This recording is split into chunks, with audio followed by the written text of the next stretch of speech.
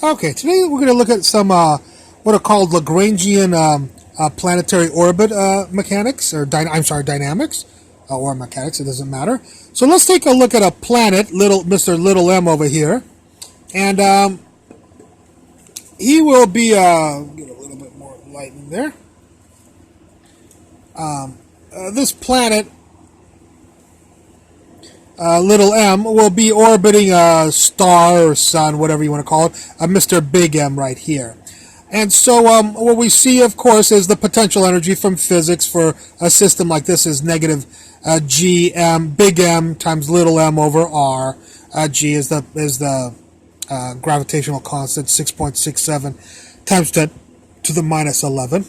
I'm sure you're familiar with that. So that's potential energy of this system. Or the potential energy of the planet, the little m right here. The kinetic energy of the planet is going to be the mass of the planet divided by 2, and this is in polar coordinates, so it's not 1/2 mv squared.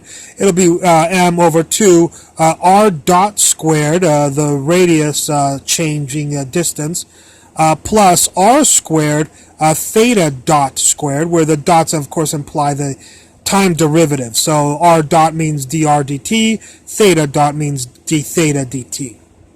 Okay, so we have the potential energy for this planet in this dynamic system, and the kinetic energy of this planet in this dynamic system. We can now write what's called the Lagrangian of for this planet in this system. That's the kinetic energy minus the potential energy. And if we take the kinetic energy right here, minus the potential energy, the minus negative will give you a positive right here. All right. Now we have the Lagrangian is a function of actually two variables that are a function of time. So r is a function of t and theta is a function of t. So we have what's called two variables. We'll need two Euler-Lagrange calculus of variation equations. So we'll have to do one for r. And the Lagrangian Euler-Lagrange formula for the r is going to be partial of L with respect to r minus d dt partial of L with respect to r dot, and that equals 0. So there's our Euler-Lagrange for the r variable. We'll do theta in just a second, but let's finish r. Who's L sub r? L sub r, of course, is go to L and go find Mr. R. There's a Mr. R. So we get a 2m over 2 r theta dot squared. So 2 over 2 gives us no 2, and there's the m. The r is right there, and there's the theta dot squared. And then we have to go find any other r's. That's not r, that's r dot, so don't take the derivative of that. But there's an r right there. So the derivative of this, of course, is r to the negative 1, which is negative 1, r to the negative 2, which is negative gmm over r squared. So L sub r is these two terms right here. And then we'll have to take the derivative of L with respect to r dot. I'll go to L, find r dot, there's r dot. The derivative is 2 r dot, the partial derivative is 2 r dot.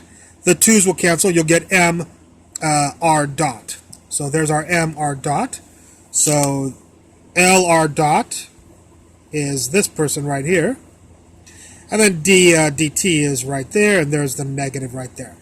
So this became those two terms, and this became this term right here. All right. And if we'll do one more thing, take the derivative of this with respect to time, assuming the mass does not change as a function of time. The mass of the planet, we assume, is not changing with respect to time. Then the d dt will only apply to the r, which will give you r double dot right there. All right? So this was this, and this becomes this, and this becomes that, and there equals 0. So there we have the equation of the dynamic equation for r. Now we're going to do for theta, and this is the Lagrangian formula for r. this is the Lagrangian formula for theta here. L theta minus d dt L sub theta dot. So what is L theta? We'll go to L again and go find Mr. Theta. There is no Mr. Theta, so the partial derivative of L with respect to theta is 0 because there ain't no theta. Here's the negative, here's the d dt. What is L sub theta dot? Well, go to the Lagrangian and go find theta dot. No, yes, theta dot. The derivative of this is 2 r squared theta dot m times m over 2. So the 2's cancel, so you'll get m, which is right there. You'll get r squared, which is right there. And you'll get a theta dot, which is right there. Okay? And so this Lagrangian, when you take our derivatives, becomes this. And we'll do the integral of both sides here, of course, and with respect to time. And the integral here will cancel, so you'll get m r squared theta dot, and the integral of 0 is some constant, arbitrary constant. You can scoot the negative over, it's still some arbitrary constant.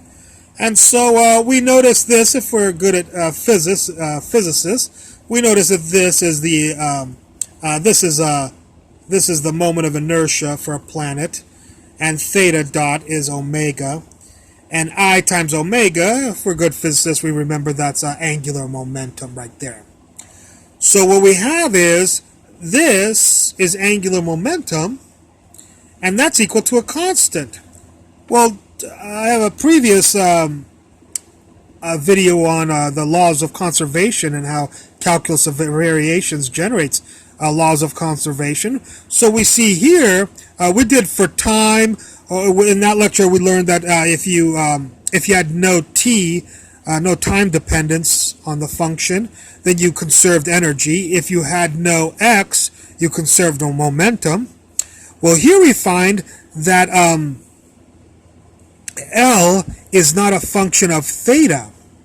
Well, since L is not a function of theta, this is a conservation law, and what is conserved is angular momentum is conserved when the Lagrangian is not a function of theta.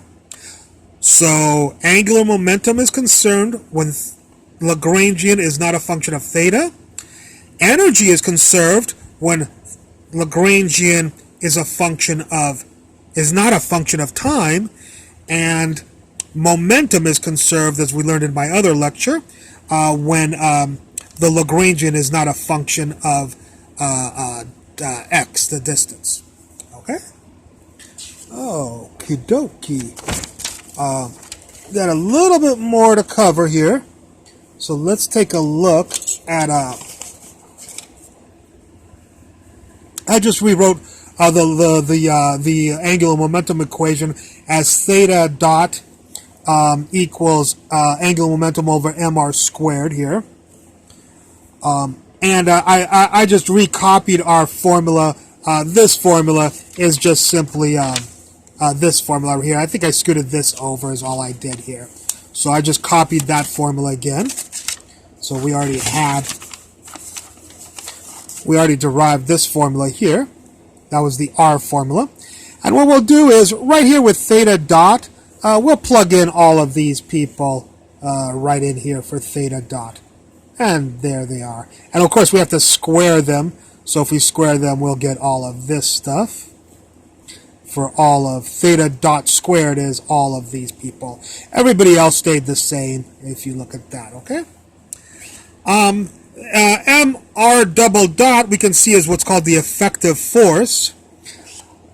Of course, if we do a little bit of algebra here, we get this. And if we and this just remains this right here, okay? So so this is, we can see, as our effective force right here on the planet.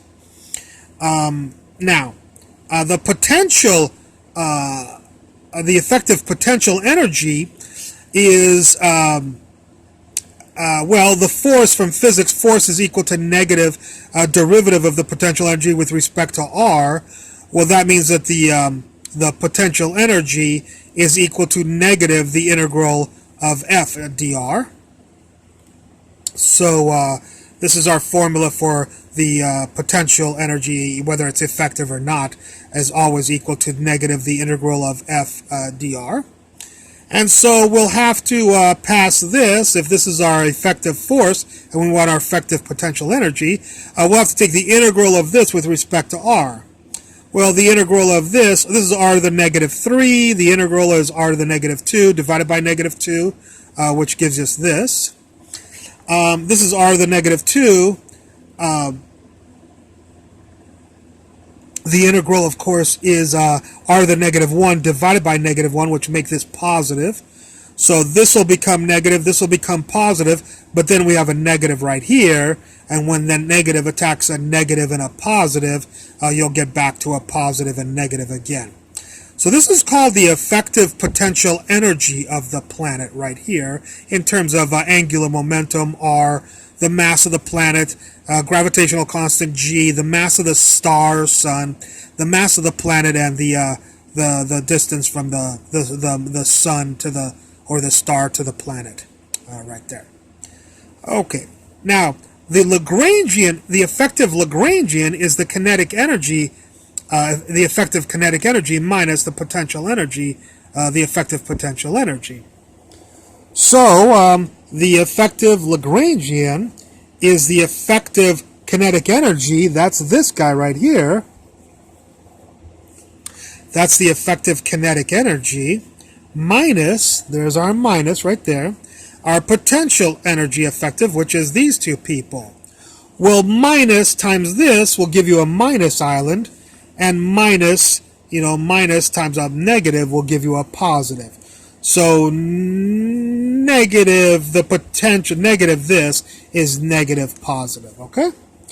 So this is our, what's called our effective Lagrangian right here.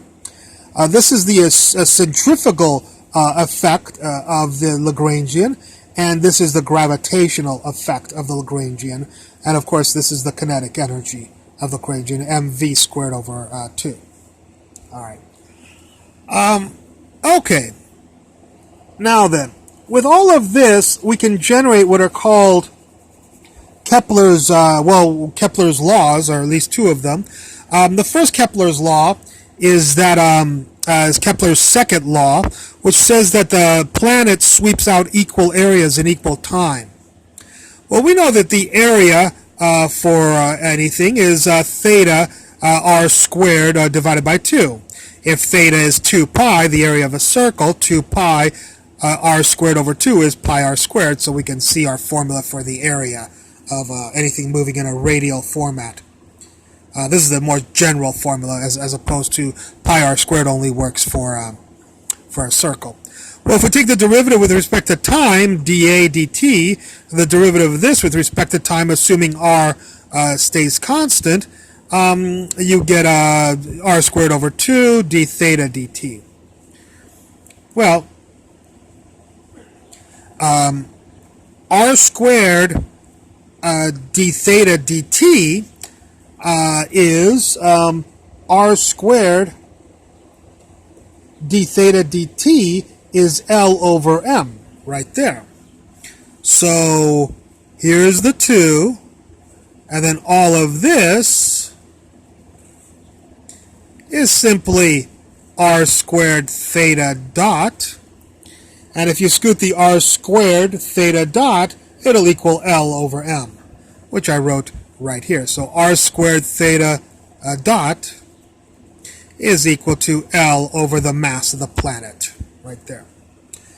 But L, we already proved, was a constant. Remember, angular momentum was a constant, and the mass of the planet we assumed was a constant.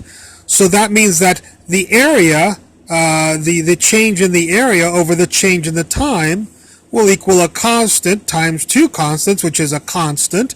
So it will be constant. So, the change in the area, as long as it's always the equal area, you'll have in the exact same amount of time, if you will always have a constant amount of change in the area given a specific amount of time.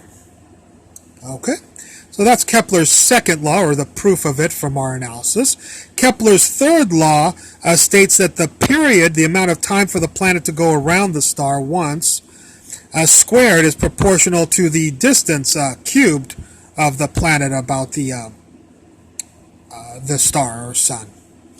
So how can we prove this?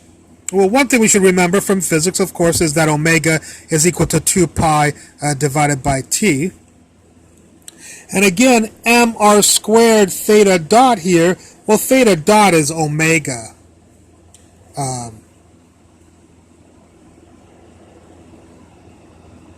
I'm sorry, we won't be using this formula right here. What we'll be using is, we'll take this right here. I apologize. Actually, yeah, we were supposed to, there's a little bit more to this that I didn't cover, so I'm going to cover it now. So here's our effective potential energy. Here's our effective potential energy as a function of R. Everything else is constant. So only R is the only variable. So if we graph potential energy as a function of R, we'll get a curve like this right here. One that goes, punctures the R axis right here, it hits a minimum and then approaches the X axis again, but never recovers from it again right here. Okay. Well, one of the things that we should notice is this minimum looks kind of interesting. Of course, the minimum means the slope here is 0. So the slope equals 0. That's m for slope, is 0. And, well, the slope is the derivative. So the derivative of the potential energy, the derivative of V with respect to R, negative, is equal to 0. So that tells us that the force is 0 at this point. So if the effective force is 0, then this will be 0 right here. 0 equals this means we can solve for R. So we can solve for where this occurs, what R value, this is the R axis, at what R value, at R equals what, does this minimum occur where there's no force on the object or where the orbit is stable? Well, if you solve this, these two terms set equal to 0, a 0 force, you'll get that R equals L squared over G times the mass of the sun times the mass of the planet squared. So this is the location, the R value, at the point where the orbit is the most stable for a specific planet and mass of the sun that the planet is orbiting, and a specific angular momentum. Okay, now earlier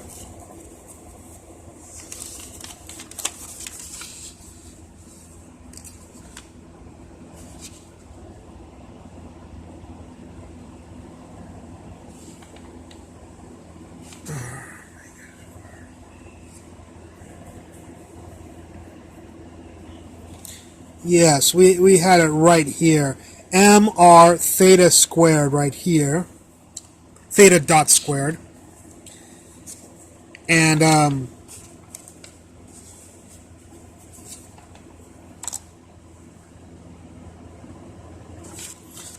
so what we'll do here is we'll assume that our R double dot, that R is not changing as a function of time. So we'll be solving these two. This will go to 0, and we'll solve this right here. So we'll have mr theta dot squared, mr theta dot squared, theta dot is omega, of course, and that scooted over equals gmm over r squared, equals gmm over r squared right here. This is the mass of the planet, this is the mass of the planet, they cancel, of course. And remember that omega was equal to 2 pi divided by t. So in for omega, we'll put in a 2, which is 4. 2 squared is 4. pi squared is pi squared, and t squared is t squared. And if we do a little bit of algebra to this, we get this. And sure enough, Kepler's third law that t squared is proportional to r cubed is implied right here. T squared equals some constant times r cubed, or t squared is proportional to r cubed. Okie dokie, I think that'll do it for this one. I hope you enjoyed this lecture, and I look forward to any comments at the bottom. Thank you very much for watching.